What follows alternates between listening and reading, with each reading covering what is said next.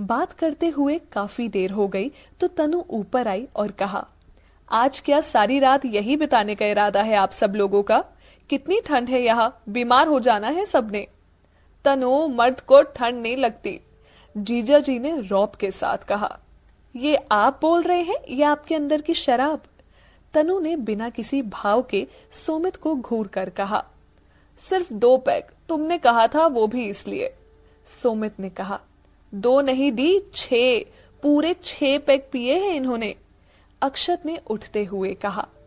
दीदी के चमचे, रुक अभी बताता हूं। कहते हुए जीजू उसकी ओर लपके, लेकिन जैसे ही गिरने को हुए तनु ने संभाल लिया और कहा, दिखाई दे रहा है सब। सॉरी, जीजू ने मासूमियत से कहा तो तनु ने कहा, अब चलिए। चलते हुए तनु ने बाकी लोगों को देखते हुए कहा, आप सब लोग भी चलिए, रात बहुत हो गई है। सभी एक एक करके नीचे चले आए। शुभ को अक्षत ने रुकने को कहा, लेकिन वो सुबह आने का बोलकर जाने लगा, तो अक्षत ने कहा, रुक, मैं छोड़ देता हूँ। अक्षत शुभ को घर छोड़ने चला गया। दादू नीचे चले गए, अर्जुन अपने कमरे में चला गया, सोमित जीजू भी उसके कमरे में जाकर सो गए। तनु जब नीचे जाने लगी तो देखा मीरा के कमरे की लाइट जल रही थी। वो कमरे में आई, मीरा जाग रही थी। उसे देखकर तनु ने कहा, अरे मीरा, तुम सोई नहीं अब तक? हाँ दी, वो नींद नहीं आ रही थी, मीरा ने कहा, जबकि वो अक्षत से बात करने का इंतजार कर रही थी। लेकिन आप यहाँ? मीरा ने पूछा। हाँ, वो सोमित और बाकी सब ऊपर पार्टी कर रहे थे, उन सबको नीचे लेकर आई थी, तनु ने कहा। आपसे एक बात पूछे? मीरा ने कहा। हाँ, तनु ने सोई हुई निधि को कंबल उड़ाते हुए कहा। जीजा जी ड्रिंक करते हैं, आपको बुरा नहीं लगता? मीरा ने हिचकिचाते हुए कहा। तनु मुस्कुराई और कहने लगी, नहीं, बल्कि हमेशा ऐसा नहीं करते, बस साल में 1-2 बार खास मौकों पर, और मैं उन्हें कभी नहीं रोकती। वो मेरे और काव्या के लिए इतना सब करते हैं, इसके बदले अगर मैंने एक दिन उनको उनकी मर्जी से जीने की परमिशन दे दी तो क्या गलत किया? मीरा, वैसे भी रिश्तों में बंदिशें नहीं होती। एक स्वस्थ रिश्ते के लिए सामने वाले की फीलिंग्स का ख्याल रखना भी जरूरी होता है। सुमित बहुत अच्छे हैं और मैं उनसे बहुत प्यार करती हूँ। Wow, so sweet. जीजा जी और आप दोनों बहुत लकी हैं, मीरा ने कहा। वो तो हम हैं। अब तुम सो जाओ, मैं चलती हूँ। काव्या जाग गई तो रो रो कर पूरा घर सर पर उठा लेगी, तनु ने जाते हुए कहा। मीरा उनके साथ कमरे से बाहर चली आई। तनु के जाने के बाद अक्षत आया। मीरा ने अक्षत को अपने कमरे की ओर जाते देखा तो पीछे से आवाज लगाकर कहा, सुनिए। अक्षत रुक गया। इतने प्यार से उसे आज से पहले किसी ने नहीं रोका था। वो पलटा तो मीरा ने उसे वहीं रुकने का इशारा किया और खुद अपने कमरे में चली गई। कुछ देर बाद मीरा वापस आई। उसके हाथ में गुलाबी रंग का पाउच था। मीरा अक्षत के सामने आई और कहा, अपना हाथ दीजिए। अक्षत ने अपना हाथ मीरा के सामने कर दिया। मीरा ने अक्षत का हाथ पलटा और पाउच में से एक चमचमाती चीज निकाली। अक्षत ने देखा वो एक बहुत खूबसूरत चांदी का ब्रेसलेट था। अक्षत को बड़ी हैरानी हुई तो उसने कहा, ये किस लिए?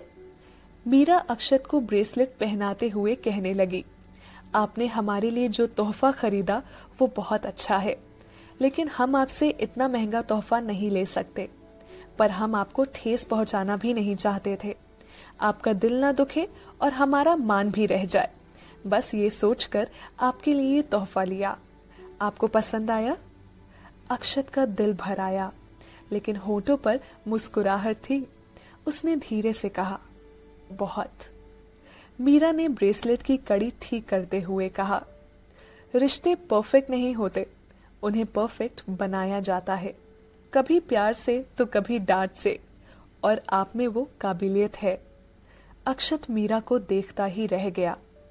अपने बारे में शायद वो खुद इतना नहीं जान पाया था जितना मीरा जानने लगी थी। अक्षत को खामोश देखकर मीरा ने कहा, गुड नाइट। और चली गई। अक्षत उसे तब तक देखता रहा जब तक कमरे का दरवाजा बंद नहीं हो गया। सुबह सभी तैयार होकर हॉल में जमा हो गए। राधा ने देखा सब है, बस मीरा नहीं है, तो उन्होंने निधि से कहा, निधि बेटा, मीरा कहाँ है? देर हो रही है।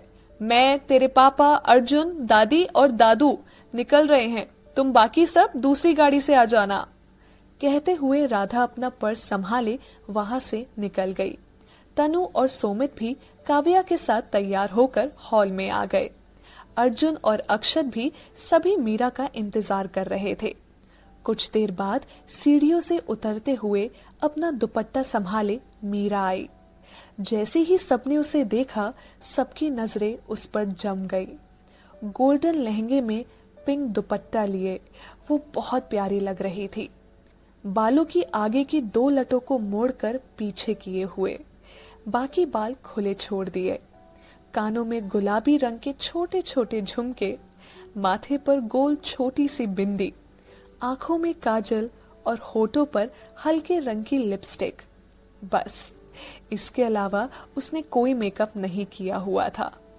निधि और तनु तो उसे देखकर मुस्कुरा रही थी।